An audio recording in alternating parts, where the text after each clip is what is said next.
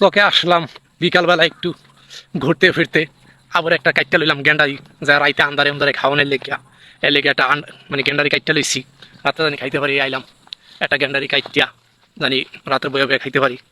দেখাইতেছে আর গেন্ডারি গেন্ডারি আর গেন্ডারি বছর জিগায় না, কুত্তাও জিগায় না, 30-35 খানা আগ নিলে আর বেতন যায় না। গেন্ডারি গেন্ডারি আর কুত্তাও জিগায় না, গেন্ডারি গেন্ডারি আমার কুত্তাও জিগায় না।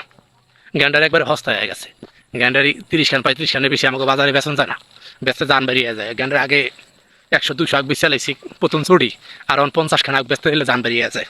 মানে আর আগের মতন মানুষে গ্যান্ডারি ফ্যান্ডারি খায় না, খায় না না, মানুষে খাওয়া বন্ধ করে দিচ্ছে আল্লাহ জানে, মা বলতে জানে আমরা জানি না। আগে গ্যান্ডারিলে একটা উড়াউড়ি পারাবাড়ি বাজে গ্যান্ডারিলে, আর এখন উড়াউড়ি পারাবাড়ি দূরে কথা, মানুষ এখন খাই না। 30 খান 35 খান আগ আমার চাচাই না, হেও বেচতারে না।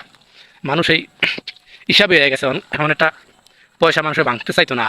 আর এখন মানুষের পয়সা কীভাবে ধরে রাখবো সেই চিন্তা ভাবনা করে, টাইট করে পয়সা ধরে রাখার চেষ্টা করে।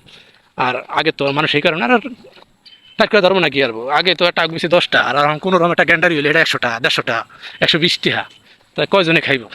আগে তো 100 টাকা আগ পাইতো 10টা, আর এখন তো পায় একটা। এর লেগে মানুষ আগ খাওয়া বন্ধ করে দিছে। আগ খাওয়া বন্ধ করে দিচ্ছে, আগে কানি সেখানে আগ লাগাইছে, আর অনেকখানি আগ আমার মনটাকে আমাকে আঙ্গারে ইউনিয়নের ভিতরে নাই, আমাকে আঙ্গারে ইউনিয়নের ভিতরে একখানি আগ হইব না। তাই